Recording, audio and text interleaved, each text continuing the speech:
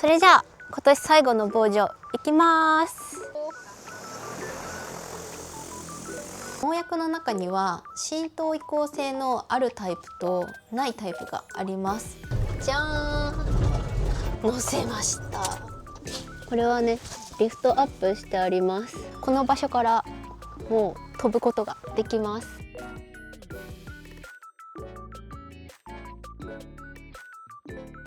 はい、おしまい。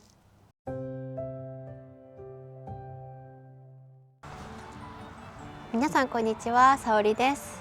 今年ももう冬になりますね。農作業ももうだいぶ終わって、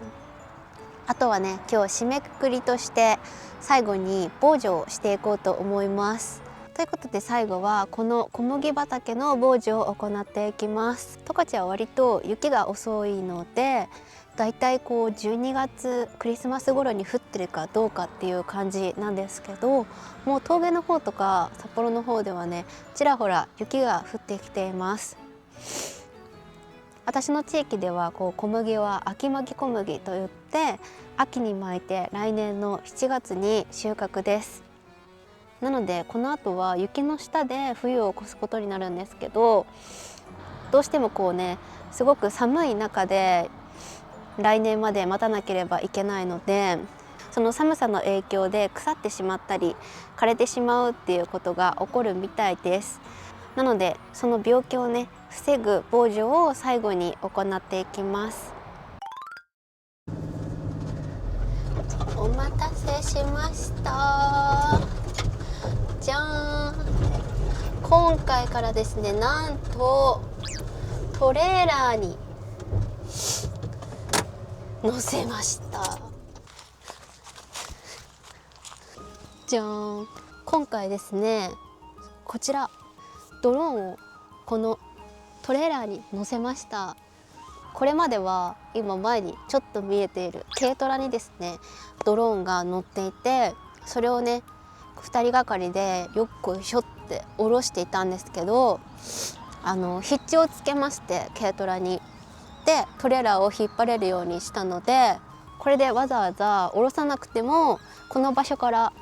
もう飛ぶことができます。早速飛ばす準備をしてしまいましょう。こうただ乗せただけだとね移動する時ずれちゃうので紐で固定してあります。よいしょ。なんか上で広げてるの変な感じ。私が使っているアグラス T50 はバッテリーを含めるとだいたい50キロあります。なので軽トラから下ろすだけでも2人がかりでやっとという重さでした。しかも畑を移動するたびに積んで下ろしてまた積んでという作業を繰り返さないといけなくて結構しんどかったです。今回は小麦にね雪腐れの防除をしていきます。で使用するのがこの2つ。これ重い。農薬のラベルには何倍で薄めるかが書かれていますが、スプレーヤーの場合は1000倍や2000倍のように水をたくさん使う前提の希釈倍数で表示されています。一方ドローンは散布する数量がとても少ないため8倍や10倍といった高濃度な倍数で表示されているんです。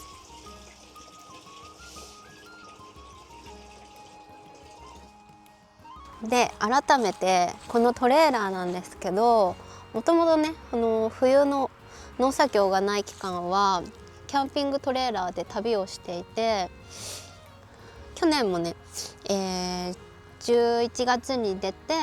今年の1月まで旅をしていたんですけど、その時に使用していたものを上物を取っ払ってこの土台だけの形にしました。この上には本当はね自作のトレーラーが乗ってたんですけど、足元はこんな感じで、これはねリフトアップしてあります。これは鍛冶職人が自作で作ったもので、ショックはねもともとラングラーにつけてたものを持ってきてます。タイヤもねマットタイヤを履いてしっかりしたものになってます。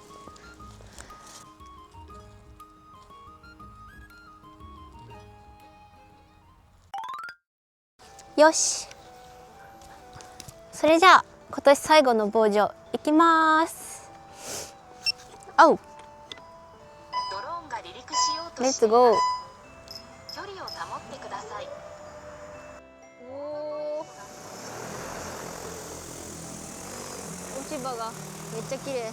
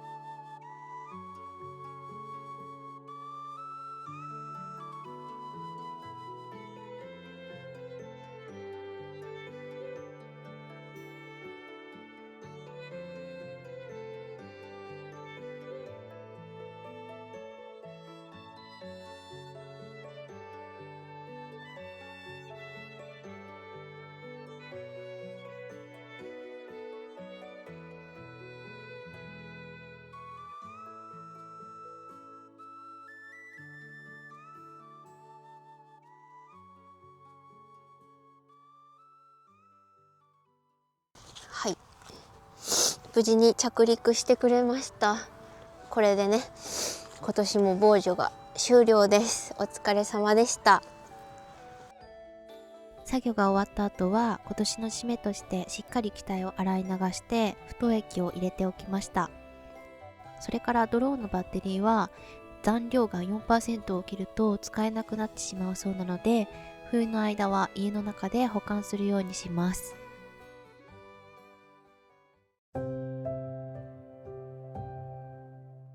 今年最後の防除が終わりました。で、今年からドローンを導入したんですけど、実際に導入してどうだったかなっていうお話をしようと思います。こうね、スマート農業と言われるような農業用ドローンなんですけど、十勝の方はこうブームスプレーヤーと言われるトラクターの後ろに取り付けるタイプのね、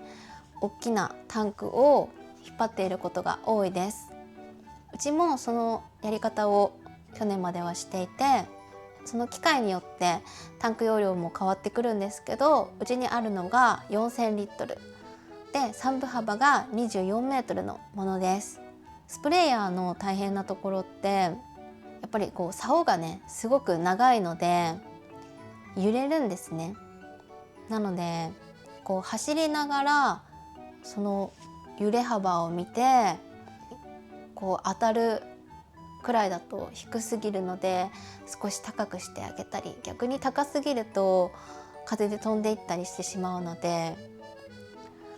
その調整を行ったりだとか、そのノズルがね何箇所もあるのでノズルが詰まっていないかっていう確認を行ったり、うちのトラクターだと GPS がついていないので、その操作を行いながら、前を見てまっすぐ走るっていう作業が必要になります。なので結構神経を使うんですよね。その調整が大変で、精神的にも体力的にも結構疲れる作業でした。で、ドローンとスプレーヤーって全然大きさが違うんですけど、使用する薬の量は同じなんです。なのでスプレーヤーだと4000リットルの水にしっかり薄めて、その薄めた薬をゆっくり浸透させていく。逆にドローンは濃い薬をさっと軽く撒いていくというようなイメージです。で、農薬の中には浸透移行性のあるタイプとないタイプがあります。で、浸透性のあるタイプは水量をねしっかり落としてあげた方が効果が長続きしやすいです。で、こう中期から後期にかけて作物が大きくなってくると、それだけね葉っぱも大きくなってくるので、トラクターで入ってしまうと踏んでしまうっていうリスクも高くなります。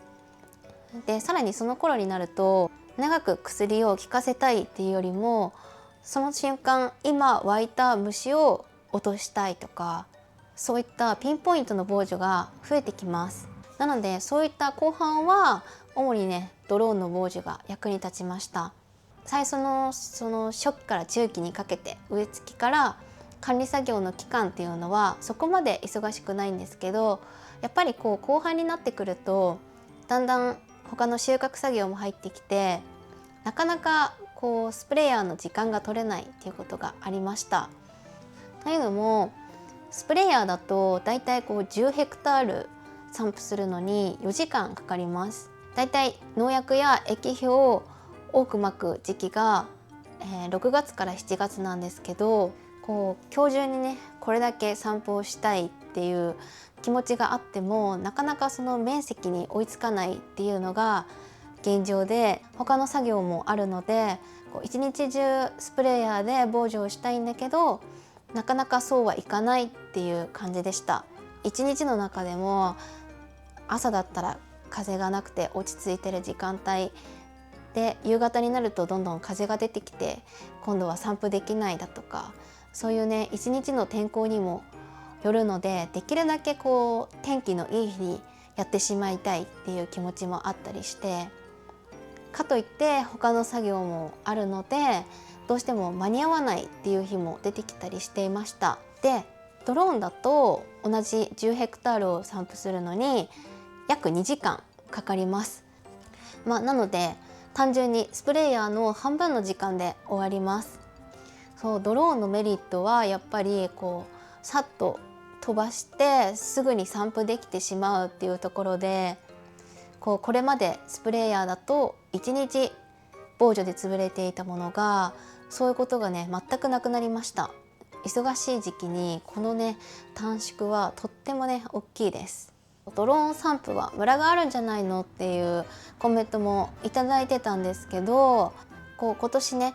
ドローン散布を行ってみて農薬散布に関してはそこまでムラはないかなというふうに感じています。というのもドローンを散布する時は高さの調整だったり速度の調整だったり、あとはどれだけ散布をするかっていう調整が必要になるんですけど、そういった調整をしっかり適切にしてあげればそこまでねムラなく散布できると思います。散布に最適な作物からの高さとか速度っていうのは、その時のこの風の影響だったりその作物の生育の状況にもよって変わってくるので、様子に合わせて調整してあげることが大事です。特に殺虫剤の場合ドローンが生むダウンウォッシュっていうのがあるんですけど、風の勢いでただ上からかけるのではなくてふわっと下から葉っぱの裏に薬をかけるっていうものですね。その気流がとても効いていて葉っぱのね裏側までしっかりと薬が届きます。スプレーヤーもノズルの種類を変えて勢いをね強くすれば葉っぱの裏まで届くことはあるんですけど、農薬の中でも水和剤と言われるような水に溶かして使うタイプだったり流剤タイプのものっていうのは特にノズルに詰まりやすいです。でそれに比べてドローンはそんなに詰まりっていうのはなくって、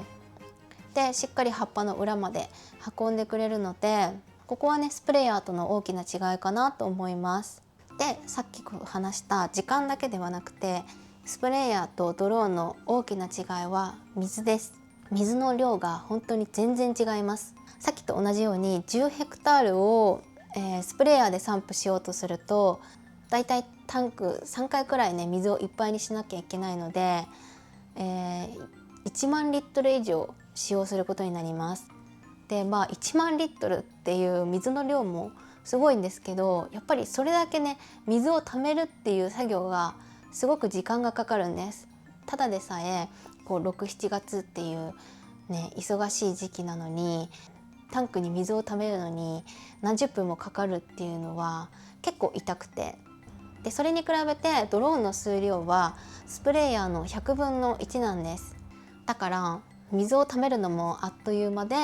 その分時短にもつながります。うちでは水は井戸水を使用しているんですけど、井戸水とかね川の水とかない方は水道水を使っているのかなと思います。で例えば水道水の場合やっぱり十勝って広いので、何十ヘクタールも防除をするってなるとすごくお金がかかります。なのでその水代っていうのも結構バカにならないです。さっき言った水を貯めるための時間っていうのも結構な差が生まれます。もちろん今言った通りドローンにもいいところはあるし、スプレーヤーもスプレーヤーで初期の段階は特にね活躍してもらっているっていう感じで、来年もこの2台を使っていこうと思ってます。で結果的にドローンを導入して収量が増えたとか作物の品質が上がったとかそういうのは特にありません。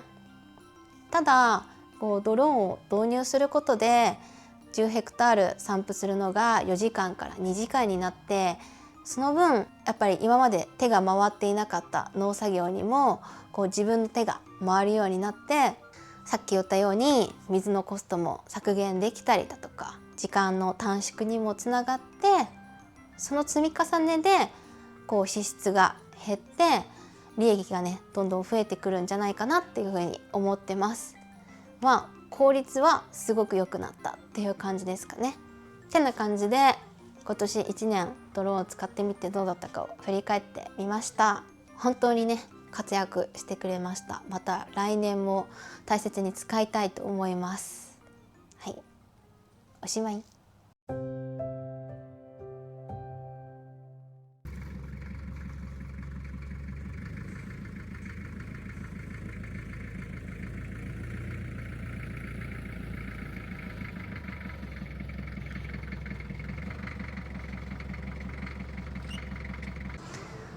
今ねリフトでこの釣り吉くんという機械を使ってこの機械を持ち上げてます。何々くん何吉くんみたいなのは農業機械多いですね。これからねこのロータリーを洗っていこうと思います。でこのロータリーかぼちゃの収穫後に使ってて、すごいねつるなのかいっぱいね絡まってるんですよ。なので洗車っていうよりもどっちかっていうとこの絡まった茎取る作業になると思います。頑張ろ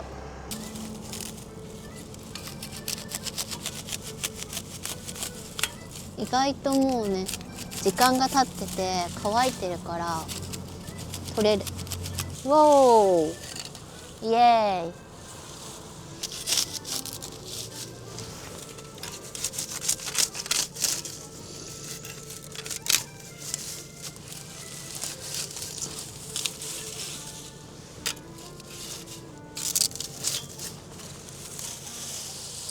おー大量。これがこの歯と歯の間のこの1個のね隙間からこれだけの量が出てきました。多すぎるわ。じゃん。なんかもうすごい古い土の匂いがします。古い物置とかの匂い。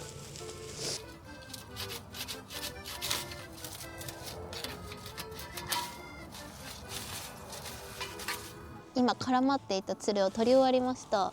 こんな感じ。めっちゃ多い。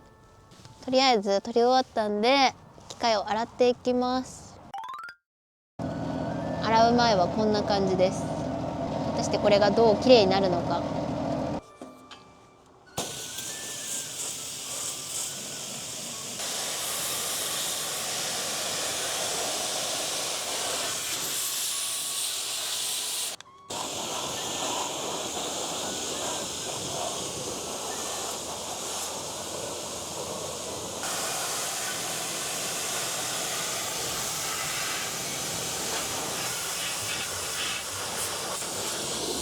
どうでしょうか。まあまあまあまあまあまあ。